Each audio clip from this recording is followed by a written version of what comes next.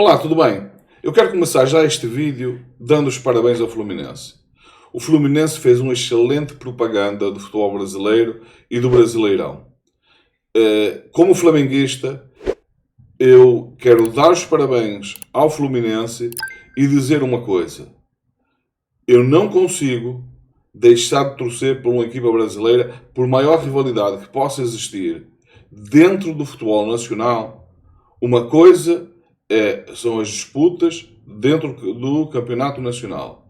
Outra coisa são as disputas internacionais. Porque antes de ser flamenguista, eu sou brasileiro e torço, evidentemente, em primeiro lugar, pelo meu país.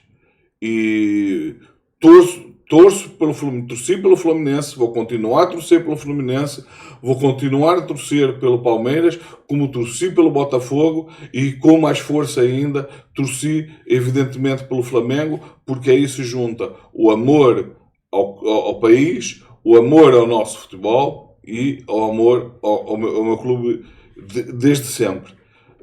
Desde que vim para Portugal, adotei em Portugal o Futebol Clube do Porto, mas nunca deixei de ser flamenguista. O Fluminense, como disse, teve uma atuação extraordinária. Continuo a achar que o Fluminense, embora esteja a ter bons resultados, eu acho que seria ainda melhor, conseguiria ir ainda mais além se houvesse uma mescla maior entre os jogadores com mais idades e outro com menos idade. É claro que o Fábio, com quase 45 anos, eu seria incapaz de o tirar da baliza do Fluminense. Porque para mim pouco me importa se ele tem 45 anos, se ele tem 50 anos. Se ele continuar a defender da forma que defende, eu vou continuar com ele. O mesmo poderia dizer, e direi com certeza, em relação ao Tiago Silva. Agora, há outros jogadores em que se nota que a idade já pesa um bocado e que já se nota que precisam um pouco mais de apoio de jogadores mais novos com mais energia. Eu acho que o Fluminense tem no Brasil aonde recrutar jogadores com condições de entrar para a equipa principal. Em Xerém estão constantemente a se formar excelentes jogadores e mesmo em toda a América do Sul. O futebol brasileiro tem hoje uma capacidade financeira de recrutar bons jogadores em toda a América do Sul, que se tiver um scouting bom, atuante, consegue, mesmo com todo o poder financeiro da Europa de ir buscar os melhores jogadores em idade cada vez mais nova, ainda assim a capacidade que o continente sul-americano tem de formar excelentes jogadores é quase que uma mina inesgotável. E, portanto, é sempre possível minerar jogadores talentosos, jogadores capazes de formar excelentes equipas. Sobretudo por aquilo que eu defendo, que para se formar uma grande equipa não é necessário ter jogadores extraordinários. Basta ter jogadores que saibam da sua função, jogadores que saibam atuar em equipa. E, nesse aspecto, eu lembro sempre dois factos. Aquilo que ocorreu aqui em Portugal, em que o Futebol Clube de Porto dominou a Liga dos Campeões e ganhou em 2024 com o José Mourinho, tendo um único jogador que se pode considerar que um craque, que era o Deco. Todos os outros jogadores ou eram jogadores que vinham da formação do Futebol Clube do Porto, ou eram jogadores recrutados em Portugal em equipas pequenas, como por exemplo do União de Leiria, que é um clube que hoje acho que está na segunda divisão, e portanto é possível se formar boas equipas com jogadores que sejam capazes de fazer bem o básico. Se eles fizerem bem o básico e souberem funcionar em equipa, é sim possível fazer-se grandes equipas. E eu poderia citar também, mais uma vez, o Futebol Clube Porto, quando foi campeão em 87, tendo dois jogadores que se poderia chamar craques na altura, que era o Paulo Futre e era o Madjer, que é um jogador argelino que, de facto, era um jogador de exceção.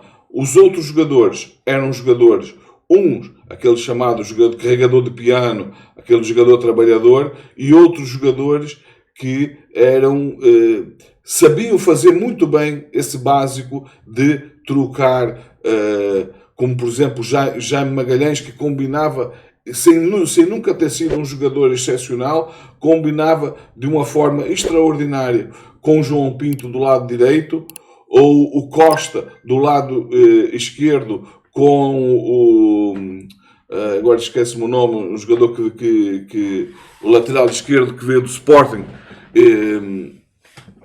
e que faziam ali duas duplas que funcionavam de uma forma extraordinária, que deu excelentes frutos no Futebol do Porto de 87. Portanto, é possível. E outro exemplo que eu já citei aqui noutros vídeos e que eu volto a citar. A seleção da Alemanha foi campeão em 2014. Se pegarem a seleção brasileira, que apanhou os 7-1, e pusesse ao lado da seleção alemã e fizesse cruzasse os jogadores, provavelmente nós teríamos construído uma equipa com 6 ou 7 jogadores da seleção brasileira. No entanto, foi a Alemanha que ganhou 7-1 ao Brasil. Porquê? Porque uma era um conjunto de bons jogadores e outra era uma equipa de futebol. É isto. Então, aquilo que eu digo, mesmo com toda essa capacidade que a Europa tem de buscar grandes talentos do futebol sul-americano, existe na América do Sul jogadores a preços bem razoáveis que o mercado brasileiro é perfeitamente capaz de absorver para formar excelentes equipas e continuar o Brasileirão a ser um campeonato extremamente competitivo. Para mim, o campeonato mais competitivo do mundo, até mesmo mais competitivo do que a Liga Inglesa. E em relação então às outras ligas, não tem comparação possível. O nível de competitividade que tem essas equipas. Basta dizer que a equipa dos dois brasileiros que continuam em prova, um está em 4º lugar no Campeonato Brasileiro e outro está em 6º.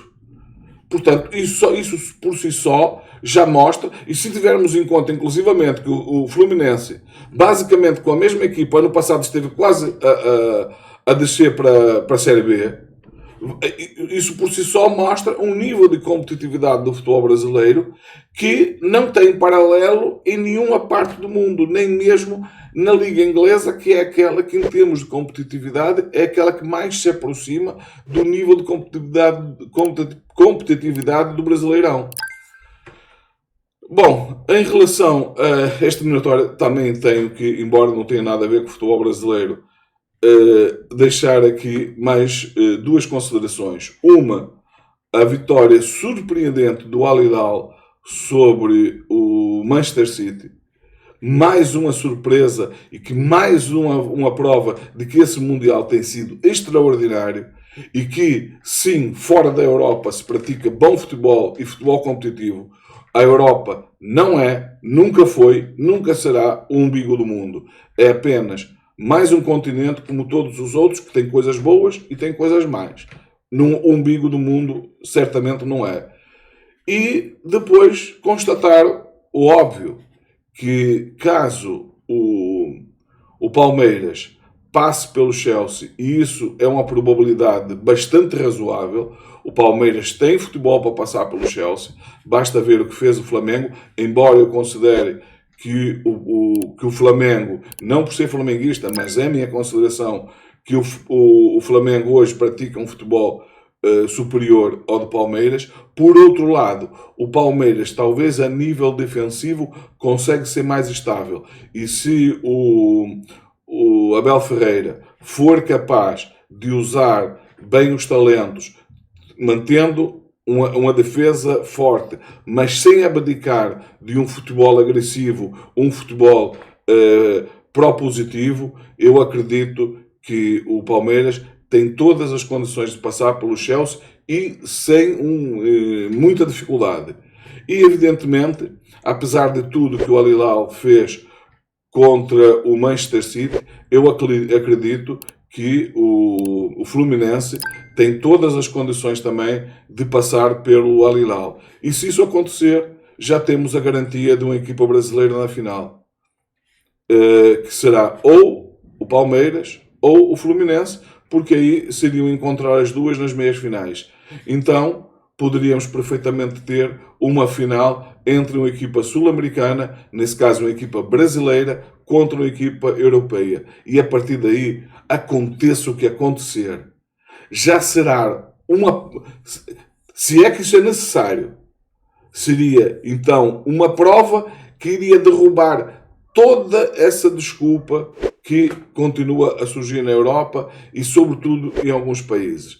Agora já começam a ter dificuldade em falar dessa desculpa recorrente de que existe uma questão de cansaço, que estão mais cansados. E aqui eu quero lembrar uma coisa que eu não lembrei no vídeo anterior e que se calhar é o fator mais importante a considerar e que derruba essa tese do cansaço. E que é o seguinte: é verdade que o Brasileirão começou em fevereiro, e, portanto, há menos tempo do que a Liga Europeia. Mas também é verdade, e isso é muito mais importante do que o facto da Liga Europeia já ter acabado, que é o facto de os cerca de 30 jogos, ou 30 e poucos jogos, que as equipas brasileiras têm, é num período de cerca de 4 meses. Ao passo que os 50 e tal jogos, como tem o Real Madrid, foi no espaço de 9 meses.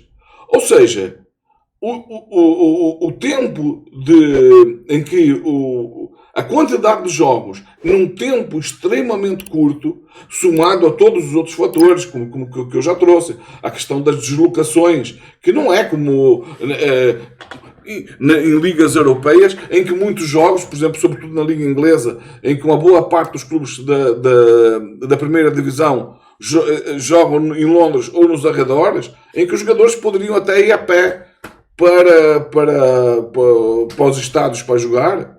No Brasil não. No Brasil é normal uma equipa, por exemplo, do Rio de Janeiro ter que voar até o Rio Grande do Sul, fazer mais de 2.000 quilómetros e a seguir jogar, por exemplo, a temperatura de menos de 10 graus e a seguir ter que pegar um avião, fazer uma viagem de mais de 4 horas para ir jogar no Nordeste com a temperatura de 30 a 35 graus. Isto tudo ajuda a desgastar. E ainda tem as deslocações que tem que fazer pelas Libertadores, que é muito maior do que qualquer deslocação que equipas europeias têm que fazer dentro do continente europeu, acrescida muitas vezes de ter que jogar em altitude, em que há casos, já houve casos, de jogadores terem que sair do terreno do jogo para colocar uma máscara de oxigênio porque já não conseguiam respirar. Jogadores que faziam corridas de 20 metros e depois não tinham força para recuar. Por nada disso o jogador europeu tem que passar. E os jogadores sul-americanos passam disso sem reclamar. Isso é que é bestial. Como o europeu trata o jogador que atua na Europa como um bichinho de porcelana que se parte com a maior facilidade e que é preciso cuidar com muito cuidado, não vá alguém esbarrar contra ele e ele se quebrar em montes de pedaços, e ao mesmo tempo que trata o jogador sul-americano como feito de ferro ou de aço e que nada lhes afeta, o calor não lhes afeta, a altitude não lhes afeta, as deslocações não lhes afetam, nada disso importa. Agora, se a temperatura está alta só na cabeça dos europeus. Se outras condições, sei lá, umidade, só tem umidade em cima do jogador europeu. Cansaço, só os europeus se cansam. É impressionante. Agora começou a narrativa que o problema não é tanto o cansado, é o descanso. Porquê? Porque acabou a Liga Europeia e os jogadores ficaram meses sem cansar. Quer dizer, nem sequer se decidem. É cansaço a mais ou é descanso a mais? Pelo menos decidam-se. Escolham a linha. É cansaço, então vamos pelo cansaço. É descanso a mais, vão por descanso a mais. Mas escolham pelo menos a desculpa. Não usem as duas desculpas porque elas são antagónicas. Quando se usa uma desculpa de cansaço e uma desculpa de descanso demais, a coisa não bate. É que não bate certo. Decidam-se. Vocês querem usar desculpas para todas as derrotas e depois, no caso das vitórias, usar as vitórias como demonstrativo de superioridade? Façam isso. Aliás, não vale a pena dizer se fazem, porque já fazem isso. Agora, pelo menos tenham o bom senso de escolher bem as desculpas. Não escolham uma coisa e o seu contrário ao mesmo tempo. Isso assim é que não dá. Não há paciência para isso. Ficam por aqui. Espero que você partilhe esses vídeos nas redes sociais, dê o seu like ou dislike se não gostar. Deixe os seus comentários. É muito importante que você deixe também os seus comentários. E fiquem bem. Vemos no próximo vídeo.